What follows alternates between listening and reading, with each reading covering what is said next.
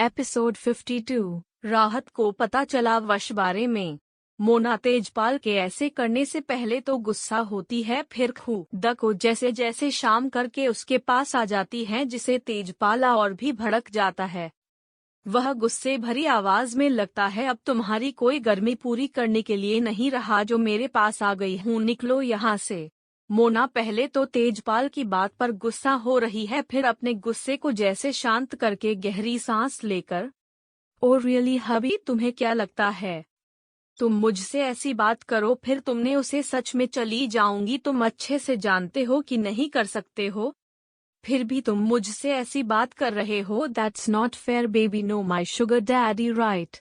जिस्म पर तेजपाल अपने सामने खड़े दो बिजनेसमैन को जाने का इशारा कर देता है और साथ ही साथ पीछे रवि को भी देखता है, तो वह भी वहां से निकल जाता है।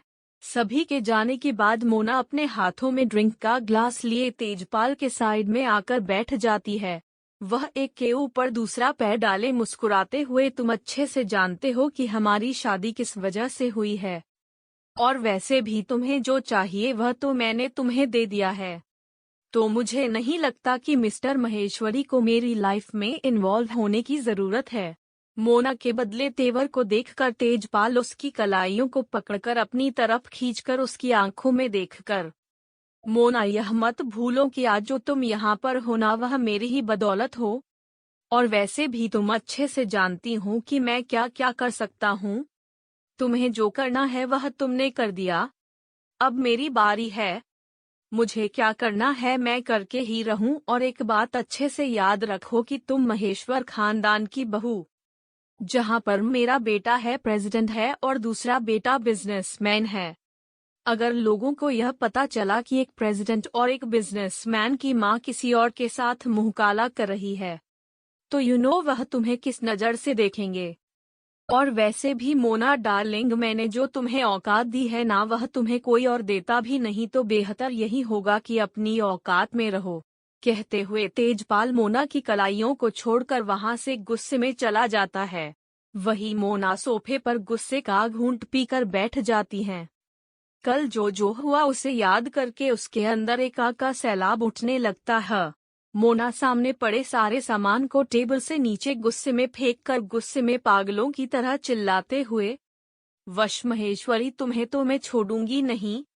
तुम्हारी वजह से आज मुझे यह बेइज्जती सहनी पड़ रही है, सिर्फ तुम्हारी वजह से। तुमने मोना के साथ खेल खेला है और इसको ना अच्छी तरह से लेकर ही रहेगी।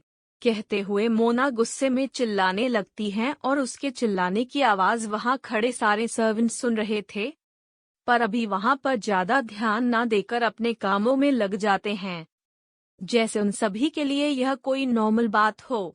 वही पूरे हॉल का सत्यानाश करने के बाद मोना ऊपर कमरे की तरफ बढ़ जाती हैं। वहीं मोना ने जो कचरा हॉल में फैलाया हुआ था उसे वहां खड़े सर्वेंट साफ करने में लग जाते हैं। वही शाम का समय, राहत को कॉफी शॉप के बाहर खड़ी हुई थी। इस समय उसने blue jeans with neck cover full hand pink T shirt पहना हुआ था और एक साइड उसने बैक डाली हुई थी और बालों की पोनी टेल बनाई हुई थी। राहत ऐसे ही अपनी जगह पर खड़ी होकर आरिस का इंतजार कर रहे थे कि तभी उसे कार नजर आ जाती है, जो उसके सामने खड़ी हो जाती हैं, जिसे देखकर राहत अपना चेहरा दूसरी तरफ कर लेती हैं। तभी कार के विंडो नीचे हो जाता है, उसमें से आरिस मुस्कुराते हुए राहत से, राहत राहत अपना नाम सुनती हैं तो जल्दी से कार की तरफ देखती है, तो वहां पर आरिस को देखकर हैरानी से आरिस राहत को कार में बैठने का इशारा करते हुए, राहत जल्दी से कार में बैठ, पहले बहुत लेट हो चुका है, हम मॉल में जाने के बाद बात करेंगे। आरिस की बात सुनकर राहत अपना सर और कार में बैठ जाती है। इस समय आरिस कार चला रहे थे और उसके साइड में राहत बैठी हुई थी। राहत कार को देखकर, यह कार किसकी है? आरिस मुस्कुराते हुए, मेरे भाई की, उसको पापा ने गिफ्ट किया था, तो मैंने आज उससे मांग ले तो उसने मुझे अपनी कार दे दी। यह सुनकर राहत अपना सर हिला देती हैं। तभी आरिस कार चलाते हुए सामने देखकर, राहत, वैसे मैं सोच रही हूँ हम दोनों ना वन पीस ले लेंगे और कलर अलग अलग, कहते हुए आरिज़ जोर जोर से हंसने लगती है। वही राहत उसके बाद पर कुछ भी नहीं कहती, वह बस शांत होकर सामने देखने लगती है। वह सामने देखकर अपने मन में पता नहीं राहत तू कहाँ फंस गई। अगर मैंने आरिज़ को कुछ बता दिया तो उसे भी भरोसा नहीं होता, और भरोसा भी हो गया तो वह और बड़ी प्रॉब्लम में फंस जाएगी। वैसे भी पता नहीं वह साइको क्या क्या करेगा। और अब तो मुझे कॉलेज की लड़कियों से भी बच कर रहना होगा। बस कल कैसे भी करके हॉस्टल में जाकर इन्फॉर्मेशन निकाल देते हैं और यहाँ से निकलने का सोचती हूँ, यही बेहतर रखने का मेरे लिए, कहते हुए राहत अपने मन की मन बात करने में लग जाती हैं। देखते देखते वह दोनों मॉल में आ जाती है। मॉल में जैसे ही दोनों आते हैं तो पूरी तरह से हैरान हो जाती है, क्योंकि वहां पर उसे कोई भी मेल स्टाफ ही नजर नहीं आता है। सभी फीमेल आते हैं जो उन्हें ही मुस्कुराते हुए देख रहे थे। यह देखकर राहत अजीब सा मुंह बनाकर आरिज़ के कान में धीरे से, आरिज़ सच सच बता तू किस फैमिली से बिलोंग करती हैं? कहीं तुम गैंगस्टर माफिया फैमिली से तो बिलोंग नहीं करती? राहत ऐसी अजीब सी बात सुनकर आरिज़ राहत के कंधे पर मार कर, तू पागल वागल हो गई है क्या, जो मैं ऐसी फैमिली से बिलोंग करेगी? मेरा तो बाप एक कंपनी का मालिक है, वह भी अच्छी खासी चलती नहीं है। तुझे कौन से एंगल से लग रहा है कि मैं गैंगस्टर या माफिया फैमिली से बिलोंग करूंगी? आरिज़ बात सुनकर रहा था सामने देखते हुए। तो फिर इन लोगों को कोई अलग ही चक्कर चालू है। लगता है इन लोगों ने हमें गलत समझ लिया है, या हम उन्हें गलत समझ रहे हैं। मामला कुछ समझ नहीं आ रहा है। यहाँ पर तो कोई लड़का भी नहीं दिख रहा है, सारी लड़कियां हैं और वह सभी हमें ही देख रही है जैसे हम कोई प्रिंसेस हो। आरिज़ राहत की बात सुनकर राहत को ऊपर से नीचे तक देख, मेरा तो पता नहीं पर तुझे देखकर कोई कह सकता है। यह सुनकर राहत मुंह खोले खुद की तरफ देखकर अपने टी शर्ट को अपने हाथों में पकड़कर, इसे मैंने चोर बाजार से लिया था, 150 का लिया था, और यह जीन्स 400 की होगी। तुझे किस एंगल से मैं प्रिंसेस लग रही हूँ? राहत की बात सुनकर आरिज़ मुंह बनाते हुए, तो मैं कौन से अमीरों की घर की मालकिन हूँ? तेरे जैसा ही मेरा हाल है। 200 का टी शर्ट, 400 की जीन्स मैंने भी ली है, कहते हुए आरिज़ राहत को देखने लगती है। दोनों ही एक दूसरे को देखकर जोर जोर से हंसने लगते हैं। तभी एक फीमेल स्टाफ उन दोनों की तरफ आकर उन दोनों को ग्रीट करके, मैम क्या बता सकती हैं आपको क्या चाहिए? आरिज़ मुस्कुराते हुए, हम दोनों को फ्रेशर पार्टी के लिए कुछ गाउन चाहिए जो ज्यादा हैवी ना हो और ज्यादा ओवर डिजाइनर ना हो।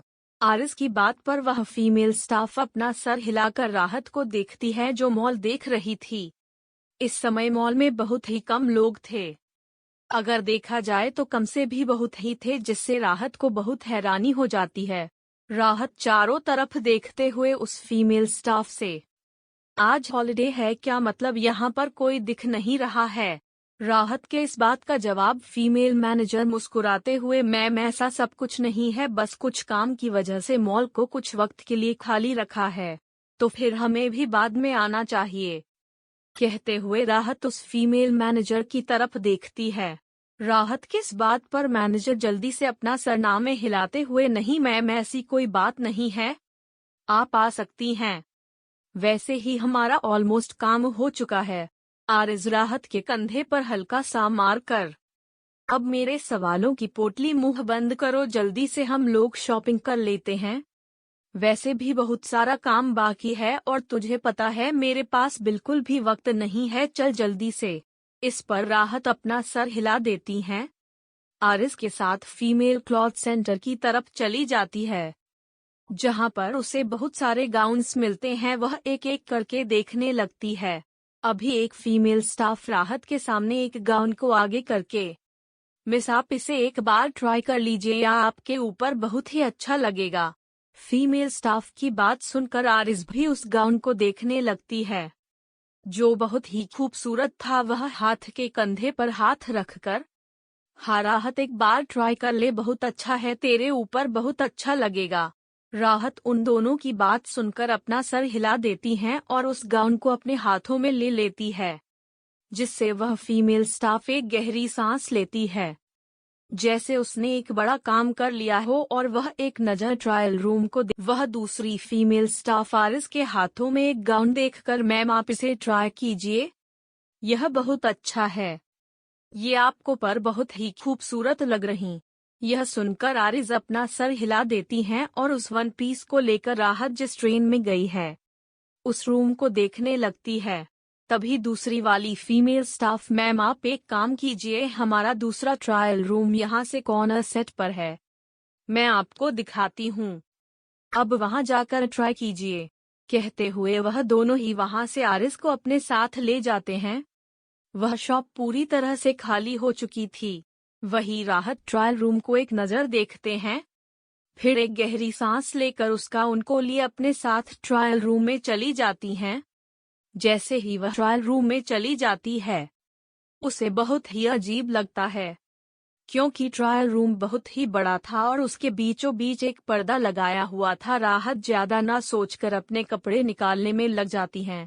वह उस गाउन को पहन लेती हैं और मिरर के सामने खड़ी होकर जिप लगाने की कोशिश कर रही थी, पर उसका हाथ वह तक पहुंचा नहीं रहा था, जिसकी वजह से राहत को जिप लगाने में बहुत ही दिक्कत हो रही थी।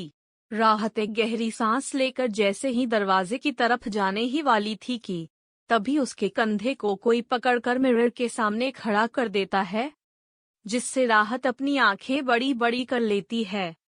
वह अपना चेहरा जैसे ही ऊपर करती है तो उसकी ब्लू आइज मिरर में सिल्वर आइज टकरा जाती है, जिससे राहत एक पल के लिए तो फ्रीज हो जाती है। उसका शरीर तो कुछ काम ही नहीं कर रहा था। तभी उसे वश के ठंडे हाथ अपनी पीठ पर महसूस करती है, जिससे वह अपनी आंखें कस के बंद करके गहरी सांस लेने लगती है। ऐसा नहीं था कि कभी वश नहीं उसे छुआ नहीं था, छुआ था, पर जिससे राहत को एक अलग सी बेचैनी होने लगती थी। उसे खुद ही नहीं समझ में आता था कि आखिर ऐसा क्यों। वही वश राहत के वन पीस की जिप लगाकर उसके कंधे पर अपनी चिन को रखकर अपने दोनों हाथों में उसके दोनों हाथों को पकड़कर अपनी उंगलियों से उसकी उंगलियों को लेता है, जिससे राहत अपना चेहरा एक तरफ कर लेती हैं। इस समय उसने अपनी आंखें कस के बंद की हुई है। वही वश राहत के कान में अपनी गर्म सांसें छोड़कर अपनी धीमी आवाज में, black is such a happy colour candy, कहते हुए उसके गर्दन को सक करने लगता है। दरअसल राहत में जो गाउन अपने हाथों में लिया था वह ब्लैक कलर का था, जिसमें व्हाइट कलर के मोती थे, जो बहुत ही खूबसूरती से बनाया गया था। उस गाउन को पहनकर राहत ऐसे दिख रही थी जैसे वह गाउन उसके लिए स्पेशली बनवाया गया हो। वही राहत एक गहरी सांस लेकर अपने गाउन को अपने हाथों की मुठिया में भरकर अपनी आंखें खोलकर सहमी नजरों से, तुम यहाँ पर क्या कर रहे हो? मैंने तो दरवाजा बंद किया था, तो फिर तुम यहाँ पर कैसे? वश राहत के मासूम भरे चेहरे को देखता है, जिसमें डर के साथ उसे हिम्मत भी दिख रहे थे, जिसे देखकर वह राहत को अपनी तरफ कर लेता है और उसकी पीठ को अपने सीने से लगाकर खुद उसके नजदीक चला जाता है, जिससे राहत अपनी आंखें बड़ी बड़ी कर लेती है। वही राहत ऐसे करने से वश के चेहरे पर एक अजीब सी मुस्कुराहट आ जाती है। उसकी कमर को पकड़कर अपनी तरफ खींचकर खुद से चिपका देता है, जिसकी वजह से राहत की आंखें और भी बड़ी बड़ी हो जाती है। वह मिरर में अपनी आंखें हैरानी से बड़ी बड़ी करके हकलाते हुए, तुम यह सब क्या कर रहे हो? छोड़ो मुझे, वैसे भी बाहर बहुत सारे लोग हैं, अगर किसी ने यह सब देख लिया ना तो बहुत बड़ी प्रॉब्लम हो जाएगी।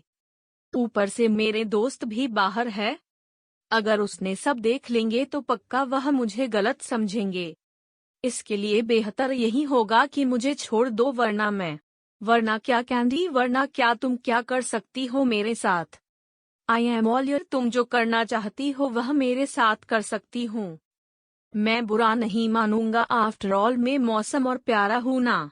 कहते हुए वश राहत के पेट को सहलाने लगता है, जिससे राहत का अनजाने में सही अपना सर वश के कंधे पर रख देती है। रहते गहरी सांस लेकर उसके दोनों हाथों को पकड़कर खुद से अलग करके, देखो मुझे तुमसे कोई भी बहस नहीं करनी है, तो अच्छा होगा कि तुम यहाँ से चले जाओ, मुझे और परेशान मत करो। कहते हुए वह खुद को वश से आजाद करने में लग जाते हैं। तभी वश उसे अपनी ओर करके उसके होठों पर अपने होठों को रखकर उसे किस करने लगता है, जिससे राहत की आंखें पूरी तरह से बड़ी बड़ी। कहते हुए वह वहां से चला जाता है। उसके जाने के बाद राहत एक गहरी सांस लेकर अपनी आंखें खोल लेती हैं।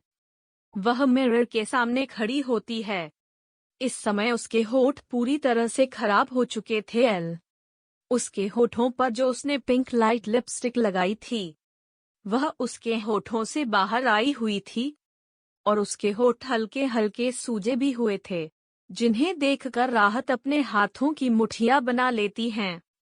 खुद को जैसे तैसे शांत करके जल्दी से अपने कपड़े पहनकर अपने चेहरे को मेकओवर करके बाहर आती है, तो देखती है वहां पर उसे कोई भी नजर नहीं आता है, जिसे देखकर वह पूरी तरह से हैरान हो जाती है।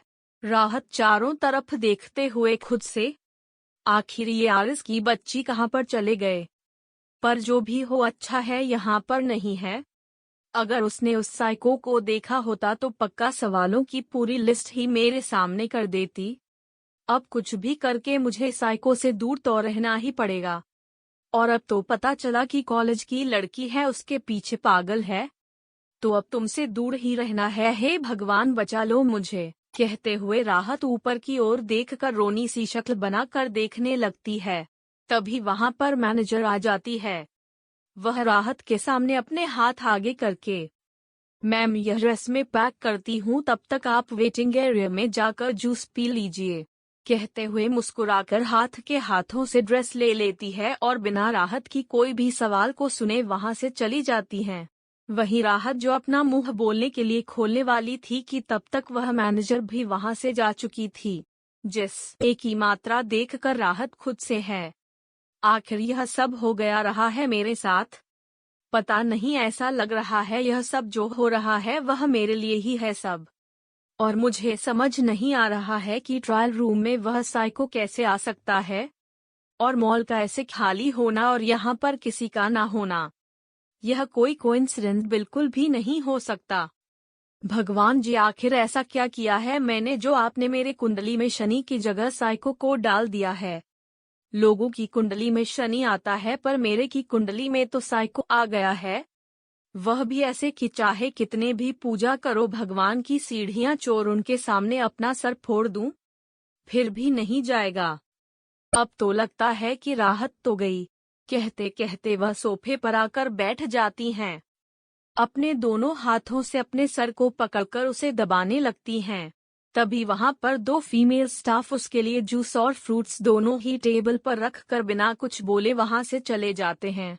वहीं राहत कभी उस फ्रूट्स और जूस को देखती हैं, तो कभी जाती हुई फीमेल स्टाफ को अपना सर हिलाकर फ्रूट्स और जूस पीने लगती है।